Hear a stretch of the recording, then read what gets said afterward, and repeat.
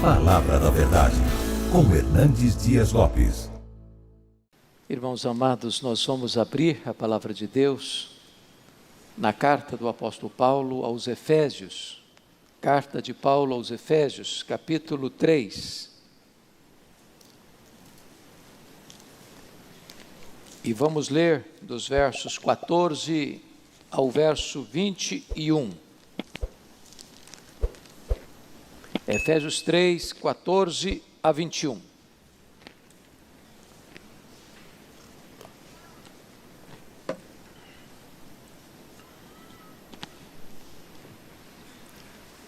Este texto que vamos ler é literalmente uma oração feita pelo apóstolo Paulo. Aliás, a segunda oração que ele faz nesta breve carta.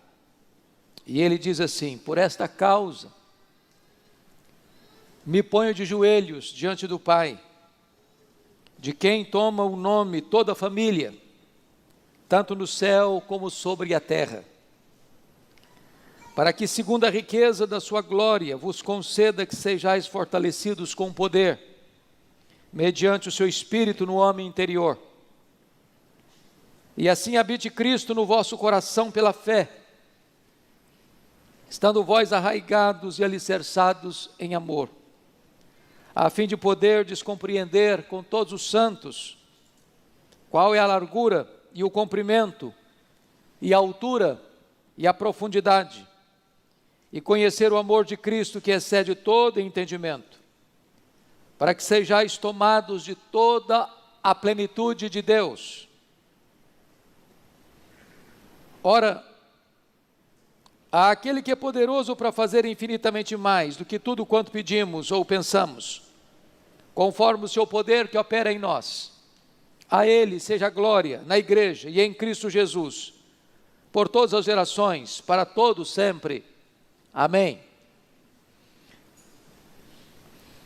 Irmãos amados, o apóstolo Paulo, certamente o maior bandeirante do cristianismo, grande desbravador da obra missionária, depois de percorrer a província da Galácia, da Macedônia, da Acaia, agora dedica-se na terceira viagem missionária à província da Ásia Menor.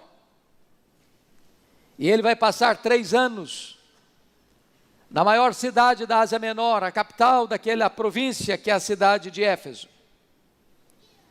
Uma metrópole de mais de 300 mil habitantes na época.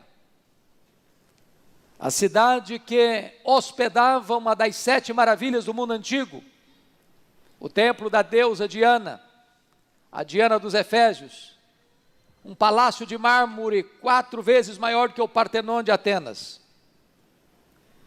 Uma cidade fortemente idólatra, uma cidade fortemente ocultista, e sem os recursos de que dispomos hoje, Paulo chega naquela cidade, e em 3 anos, o evangelho impacta de tal maneira a cidade, que a idolatria recua. Os mágicos convertidos a Cristo queimam seus livros de magia em praça pública. E diz Atos 9 que a palavra de Deus prevalece na cidade. Além do mais, toda a província é alcançada, igrejas são plantadas nas principais cidades, como Esmirna, Pérgamo, Tiatira, Sardes, Filadélfia, Laodiceia, Colossos e Herápolis. Agora Paulo está se despedindo desta igreja. E ele está rumando para Jerusalém, onde levaria uma oferta aos pobres da Judeia. No caminho, no porto de Mileto, ele reúne-se com os presbíteros da igreja de Éfeso e diz para eles assim: o Espírito Santo me assegura de que eu enfrentarei pela frente cadeias e tribulações, mas em nada considero a vida preciosa para mim mesmo, conquanto que eu complete a minha carreira e o ministério que eu recebi do Senhor Jesus para testemunhar o evangelho da graça de Deus. Ele chega em Jerusalém e ele é preso. Conspiram contra ele para matá-lo. Ele é transferido para Cesareia Marítima, quartel-general de Roma em Israel.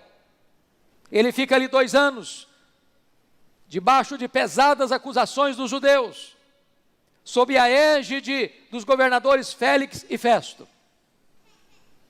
Então, em virtude de haver uma conspirata contra ele, por parte do Sinédrio, que cooptava o governador para entregá-lo, sabendo que eles iriam matá-lo antes de chegar em Jerusalém, opta por ser julgado em Roma, porque era direito seu como cidadão romano fazer essa opção.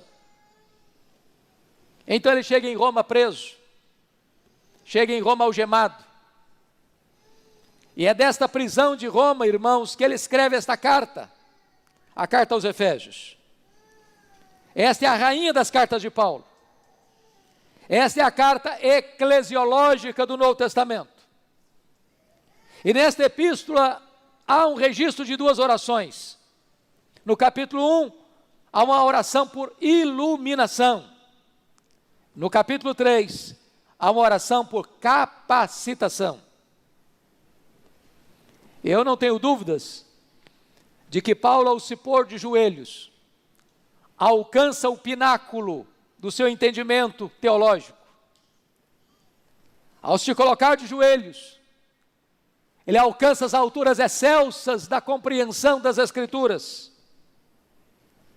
E então, mesmo preso, com limitações de movimento e de mobilidade, os homens não podem impedi-lo de orar. E eu posso lhes garantir que a oração é o instrumento mais poderoso que Deus colocou nas mãos da igreja. Porque a oração conecta a fraqueza humana à onipotência divina. A oração conecta o altar da terra com o trono do céu.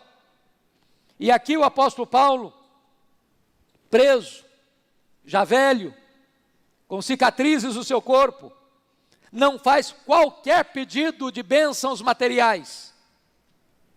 Ele não pede para ser solto. Ele não pede para ser curado, porque era um homem doente. Ele não pede conforto na prisão. Ele pede para que a igreja seja revestida com poder.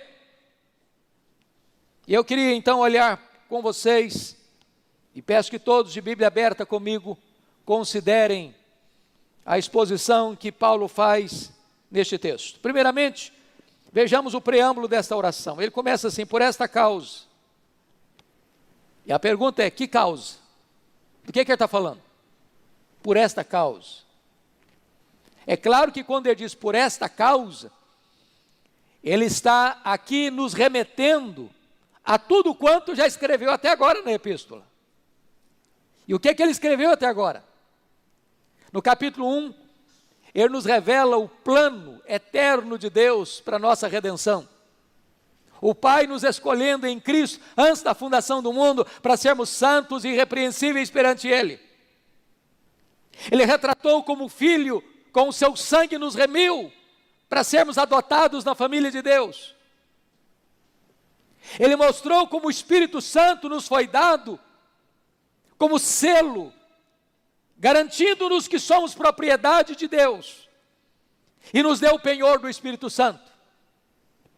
Ele orou para que Deus abrisse os olhos espirituais da igreja, para que ela entendesse a sua herança, o seu chamado e o poder que estava à sua disposição.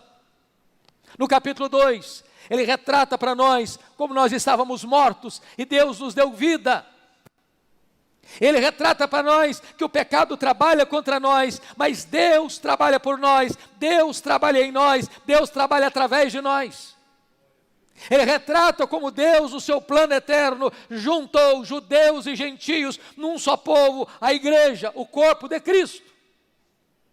Ele retrata para nós que o Evangelho, reunindo judeus e gentios, era o grande mistério oculto das gerações, mas agora revelado a nós, no Evangelho.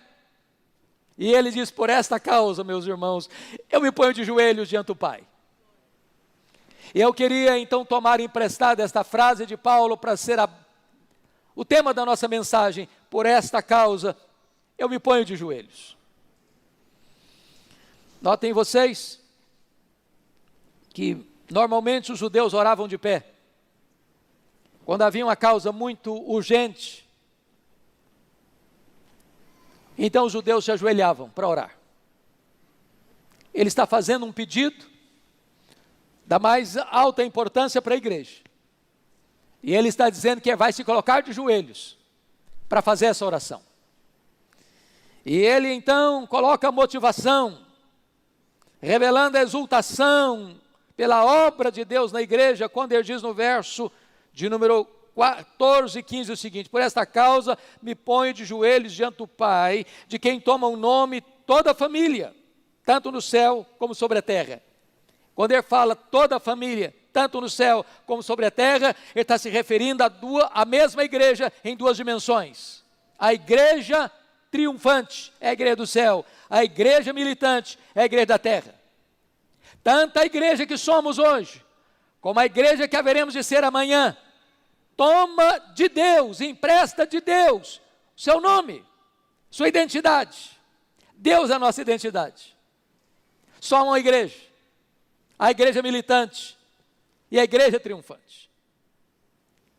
A igreja que está no céu chama Deus de Pai, a igreja que está na terra chama Deus de Pai. O Pai é a nossa própria identidade. Ele é o nosso Pai. Mas se você perceber, ele vai no verso 16 agora, retratar para nós a sua audácia antes de fazer os pedidos.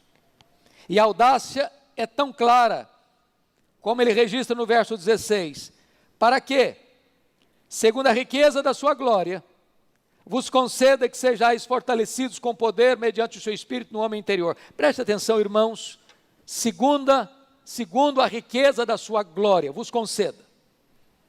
O que Paulo está falando aqui? Ao se colocar de joelhos para fazer o seu pedido, ele está pedindo que Deus atenda a sua oração segundo a riqueza da sua glória. E aí eu preciso entender o que é glória de Deus. Porque glória de Deus não é um atributo. Deus tem atributos que ele chama comunicáveis e atributos que ele chama incomunicáveis.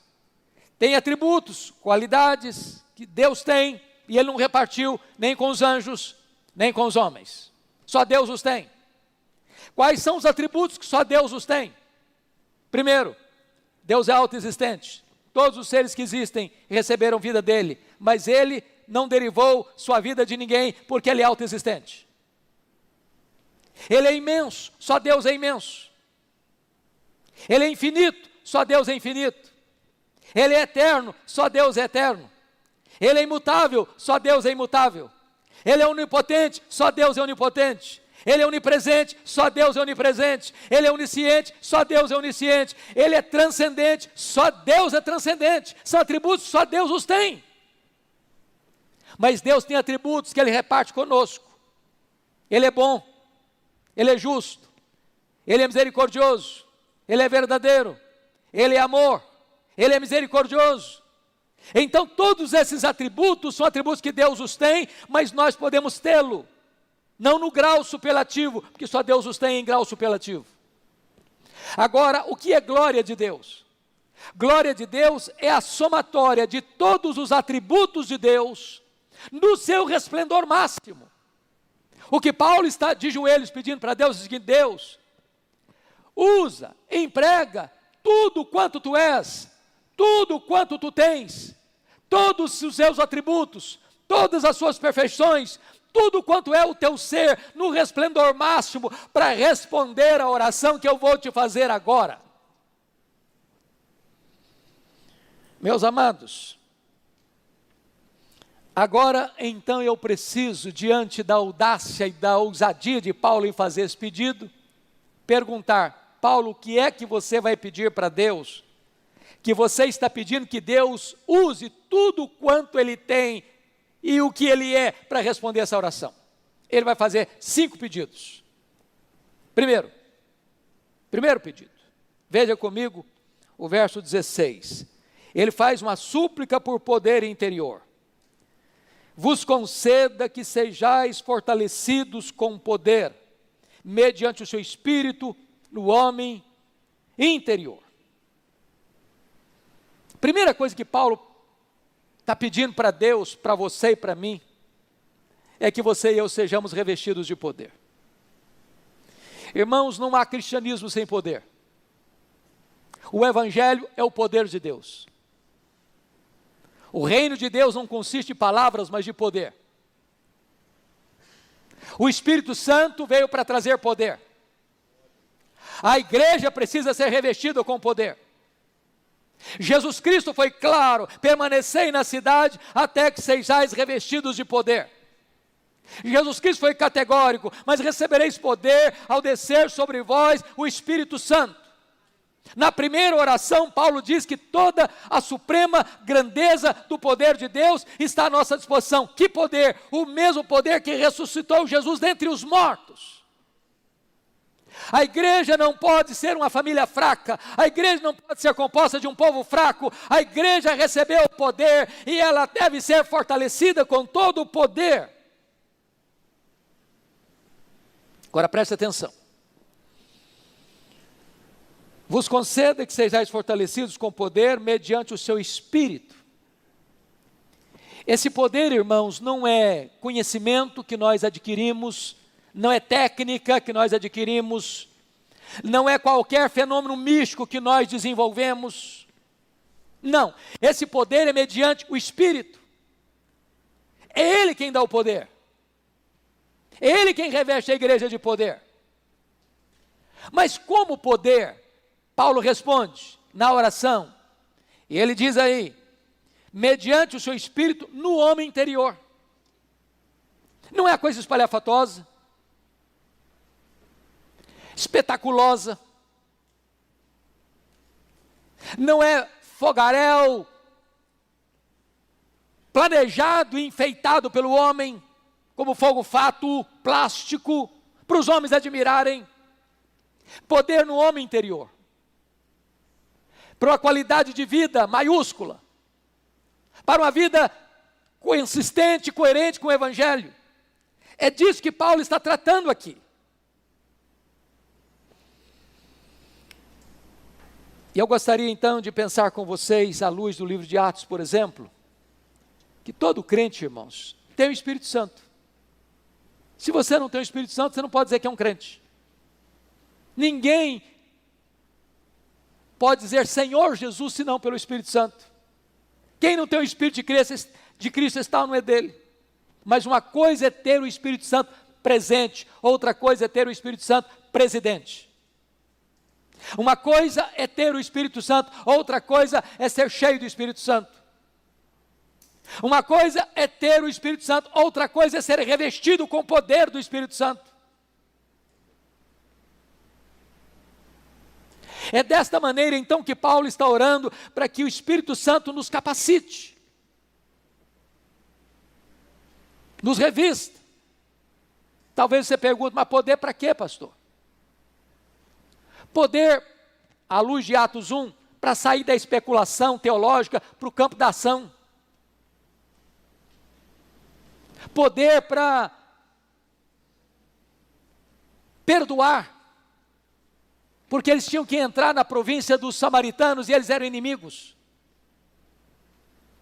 Poder para dispor a morrer e dar vida pelo Evangelho. Poder para olhar as fronteiras mais distantes do mundo e levar o Evangelho a elas até os confins da terra. Sem poder, irmãos, a igreja fica recuada entre quatro paredes.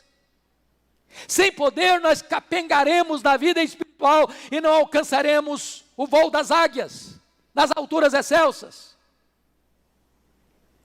Então este é o primeiro pedido de Paulo. Mas tem um segundo pedido nessa oração. Vejam comigo, por favor, no versículo 16 e 17. Mediante o seu Espírito no homem interior, e assim habite Cristo no vosso coração pela fé. O segundo pedido é a habitação de Cristo no nosso coração. E aqui é uma coisa prática. Preste bem atenção nessa palavra, e assim habite Cristo. Versículo 17. Esse verbo habitar, no grego, tinham duas palavras bem precisas, bem distintas. A palavra paroikel e a palavra katoikel. O paroikel é o habitar de um turista que viaja e que pernoita num hotel.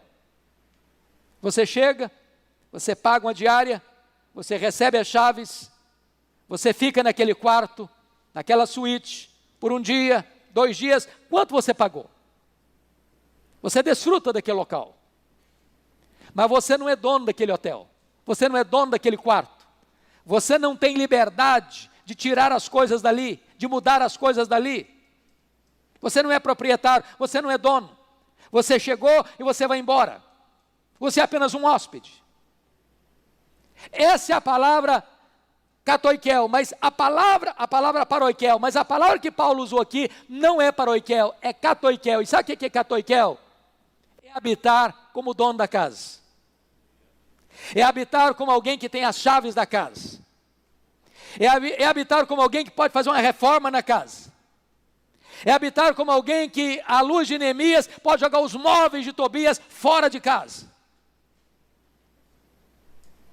O que Paulo está orando é para que Jesus possa habitar no seu coração, no meu coração, no nosso coração, desta forma, onde Ele seja o dono da nossa vida, onde Ele tenha as chaves do nosso coração, onde Ele seja o Senhor da nossa vida, onde Ele alinha as prioridades da nossa vida, onde não haja quartos secretos, onde nós travamos e não, aqui é comigo.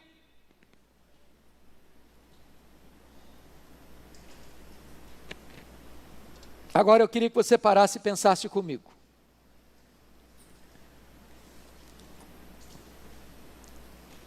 Jesus está se sentindo bem, habitando no seu coração? Essa casa está apropriada para Ele? Você já entregou para Ele todas as chaves? Tem áreas na sua vida que precisam ser rendidas a Jesus ainda? Tem quartos secretos, trancados, as 7 chaves, que você diz, não, aqui é comigo? O que Paulo está orando é para que você entregue as chaves. Entregue as chaves daquelas áreas da sua vida que precisam de estar debaixo do controle e do domínio do Senhor Jesus. É preciso poder para isso, irmãos.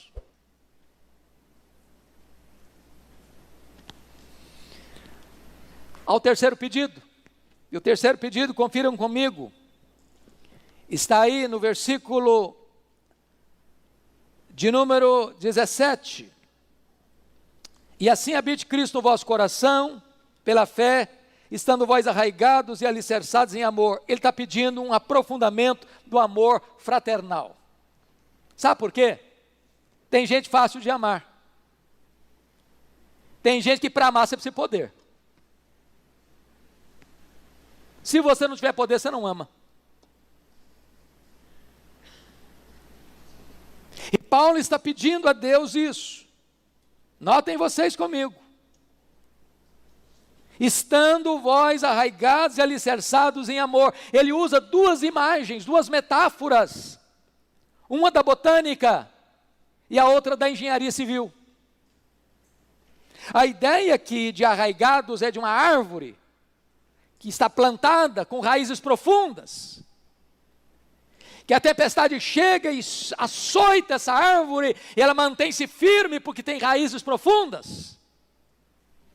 A segunda metáfora, alicerçados, é de um prédio, com um sólido fundamento, com muitos andares, e a procela chega, e a tempestade vem, e ele está plantado. O engenheiro não errou no cálculo. E ele não entra em colapso diante das crises, das tempestades que vêm e assolam aquele prédio, porque está bem plantado. Paulo está dizendo o seguinte: meu Deus, nós precisamos de poder, para que quando os problemas chegarem dentro de casa, marido e mulher, pais e filhos, irmãos da igreja, e as desavenças, e as discussões, e os problemas vierem, esses irmãos estejam arraigados, alicerçados em amor. Amar o igual é muito fácil. Amar quem ama você, nem precisa ser crente para fazer isso. Até os incrédulos, até os gentios, até os ateus conseguem amar muito bem quem os ama. E Paulo está orando, dizendo o seguinte: eu não consigo fazer isso a não ser que eu tenha poder. Porque o amor é mais importante que os dons. O amor é a evidência da salvação. Se você não ama, você não pode dizer que você é salvo. Se você não ama, você não pode dizer que está na luz. Se você não ama, você não pode dizer que ama a Deus. Se você ama, então você dá provas de que você é discípulo de Jesus. E Paulo está dizendo: meu Deus, nós precisamos de poder para viver dessa forma. Mas em quarto lugar, irmãos, Paulo faz então um quarto pedido nessa oração. Versículos 18 e 19.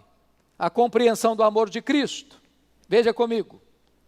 A fim de compreenderdes, ou a fim de poderdes compreender, com todos os santos, qual é a largura, e o comprimento, e a altura, e a profundidade, e conhecer o amor de Cristo, que excede todo o entendimento. Eu chamo a sua atenção para duas coisas. Primeiro, no verso 18, se você gosta de grifar, grife a palavrinha aí, compreender. Depois, no verso 19, talvez você possa grifar o verbo aí, conhecer.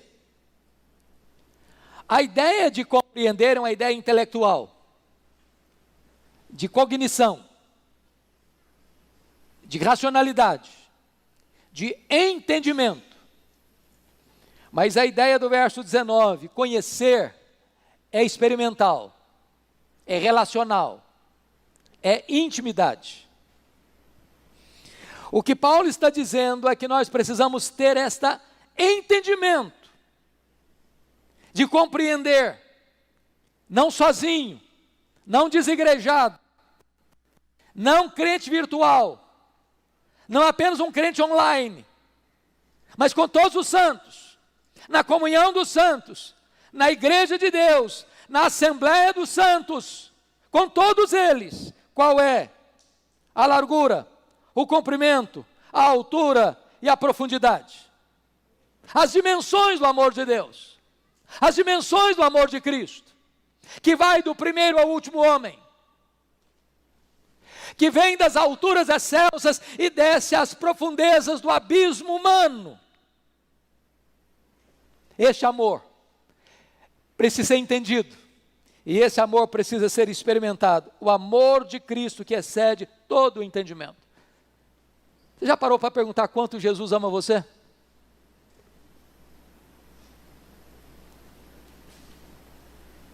Sendo Deus, ele se fez homem. Sendo rico, ele se fez pobre.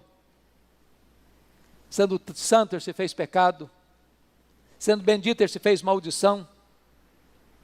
Sendo honrado pelos anjos, sujeitou-se a ser cuspido pelos homens. Sendo o autor da vida, ele se dispôs a morrer pelos seus pecados.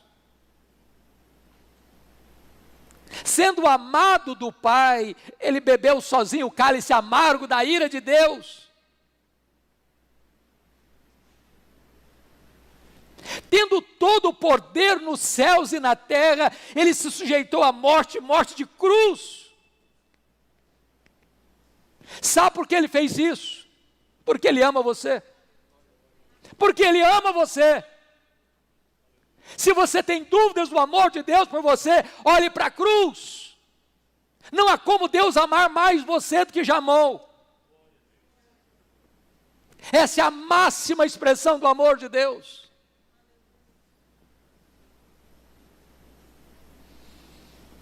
Mas em último lugar, irmãos, quinto pedido, é o mais elevado. Eu diria que é o mais incompreensível de todos os pedidos feitos na Bíblia. Paulo suplica pela plenitude de Deus. Versículo 19, ele diz: para que sejais tomados de toda a plenitude de Deus. E eu confesso a vocês que já li tantos comentários, pastor Jailton, já busquei nas línguas originais, já li tantos livros, e eu confesso que talvez nós só consigamos arranhar a superfície do que Paulo está pedindo aqui. Porque ele está pedindo para que você e eu sejamos tomados não de Deus, não da plenitude de Deus, mas de toda a plenitude de Deus. Já olhamos agora há pouco quem é Deus, seus atributos, mas só chama atenção para um. A Bíblia diz que Deus é transcendente. Numa linguagem bíblica, nem o céu dos céus pode contê-lo. Quando você pergunta aos astrônomos o tamanho da obra que Deus fez, eles não sabem responder com precisão. O que eu posso garantir a você é que o universo não é infinito, porque infinitude é um atributo exclusivo de Deus. Talvez infinito seja para nós, porque nunca houve, talvez jamais haverá, um homem que possa dizer: aqui está o último limite do universo.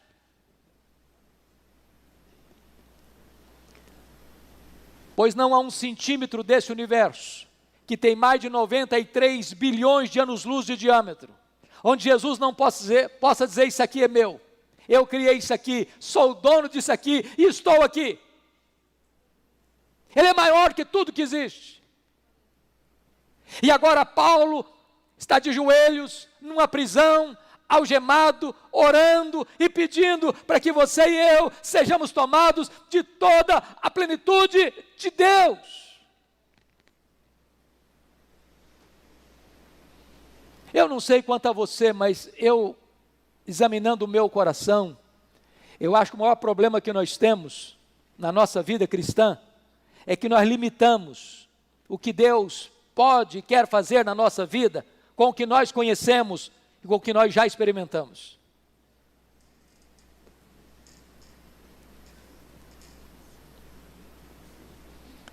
Quando Paulo faz essa oração, ele extrapola, ele excede, ele vai além da compreensão humana.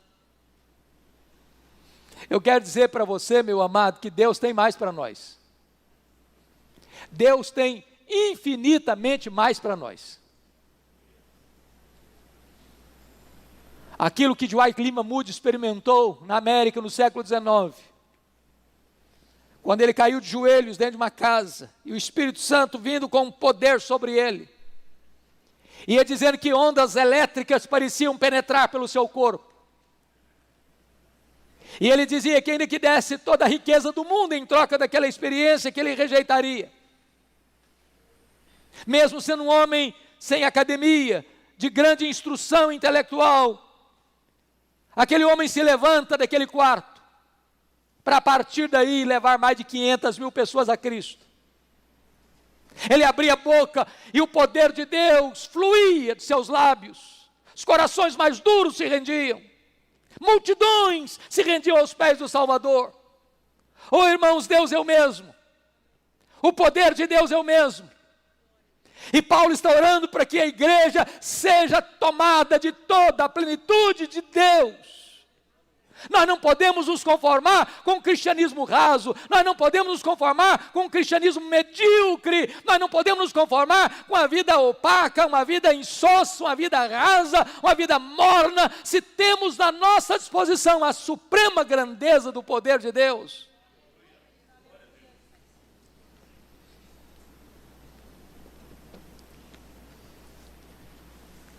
Quando eu olho para a Bíblia, sobretudo em Efésios, eu me impressiono, porque no capítulo 1, verso 23, Paulo diz que a igreja é a plenitude daquele que a tudo enche em todas as coisas, a igreja é a plenitude de Cristo. Quando eu olho aqui em 3,19, Paulo está dizendo para que eu seja tomado de toda a plenitude de Deus, Deus Pai. Mas quando eu olho o capítulo 5, verso 18, Paulo diz: enchei-vos do Espírito, e a igreja pode ser cheia do Espírito Santo de Deus, plenitude do Pai, plenitude do Filho, plenitude do Espírito Santo. Talvez você argumente assim: bom, pastor, mas é provável que Paulo estivesse delirando naquela prisão. O pedido é grande demais, é ousado demais. E ele vai mostrar a capacidade de Deus para responder no versículo 20. Você pode ler o verso 20 comigo em voz alta, por favor, toda a igreja? Ora, aquele que é poderoso para fazer infinitamente mais do que tudo quanto pedimos ou pensamos, conforme o seu poder que opera em nós. Esse versículo só faz sentido pleno para nós quando você entende o que ele pediu. Porque já pediu algo que não dá para medir, já pediu algo que não dá para você compreender. Ele pediu para que a igreja seja tomada de toda a plenitude de Deus. Paulo, você está sendo ousado demais, você está sendo audacioso demais, você pediu demais, você não mediu as consequências do seu pedido, e aquele pedido que é máximo, ele está dizendo: olha, Deus é poderoso para fazer infinitamente mais. Eu não sei o que é infinitamente mais do que eu já tinha pedido. O que cabe a nós é entender uma coisa: Deus tem mais para nós. Deus tem infinitamente mais para nós. E ele não poderia terminar, portanto, essa oração a não ser com a doxologia. No versículo 21, a ele seja a glória, na igreja e em Cristo Jesus, por todas as gerações e para todos sempre. A igreja é a esfera onde a glória de Deus se manifesta. É glória no corpo, é glória na cabeça, é glória no tempo, é glória na eternidade. E Paulo diz: por esta causa, eu me ponho de joelhos. Queria que por um momento você fechasse os seus olhos e você fizesse algumas perguntas a você mesmo.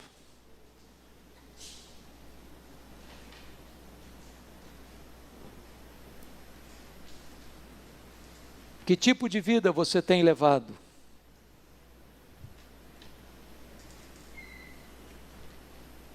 O que você conhece acerca deste assunto que Paulo está orando aqui? Você tem sido revestido com poder mediante o Espírito Santo no seu homem interior?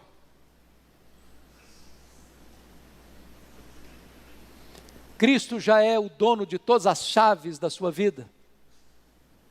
Ele é o Senhor da casa? Ou apenas um anfitrião que vem e vai embora?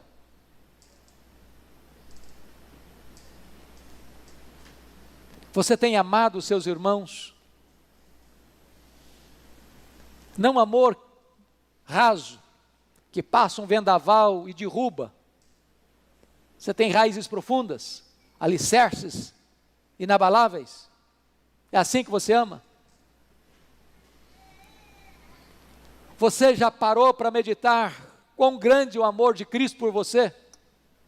O que foi a cruz? Como ele desceu? Como ele te humilhou? Como ele serviu? Como ele sofreu? Como ele sangrou? Tudo por amor a você. Você tem sido tomado de toda a plenitude de Deus. Eu gostaria que hoje você clamasse ao Senhor: meu Deus, eu não quero apenas ouvir falar, eu quero experimentar este poder. Eu não quero apenas recorrer à história para saber quando tu fizeste, onde tu fizeste, como tu fizeste. Meu Deus, eu quero que tu faças outra vez na minha vida. Por esta causa, eu me ponho de joelhos. Se você quer nesta noite clamar ao Senhor para que isso aconteça na sua vida, eu gostaria de convidar você, onde você está, no seu lugar, aqueles que puderem, vamos nos colocar de joelhos. Porque se Paulo fez isso, por que não fazermos também? Por esta causa, eu me ponho de joelhos. Nós vamos orar ao Senhor.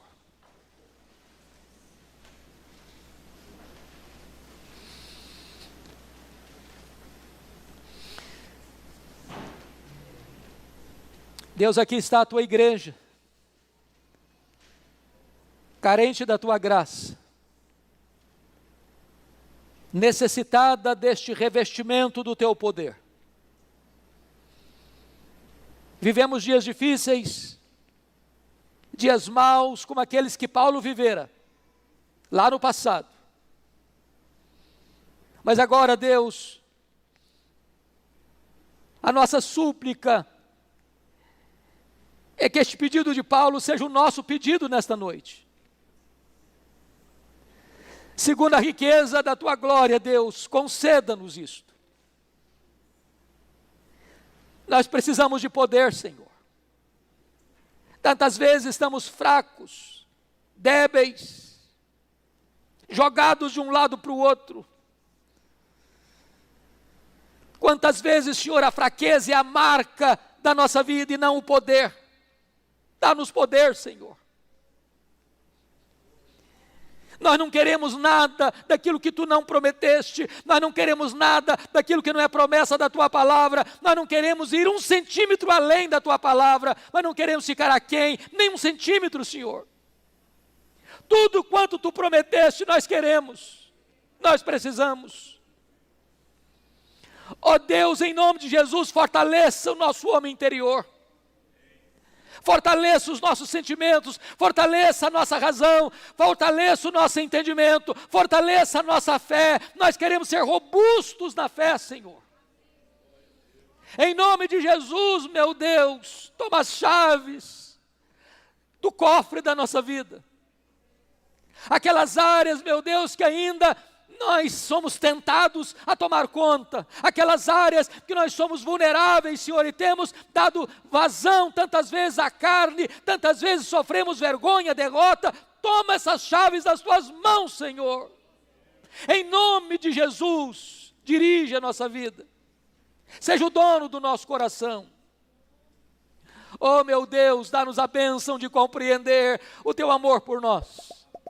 Compreender o que Cristo fez por nós.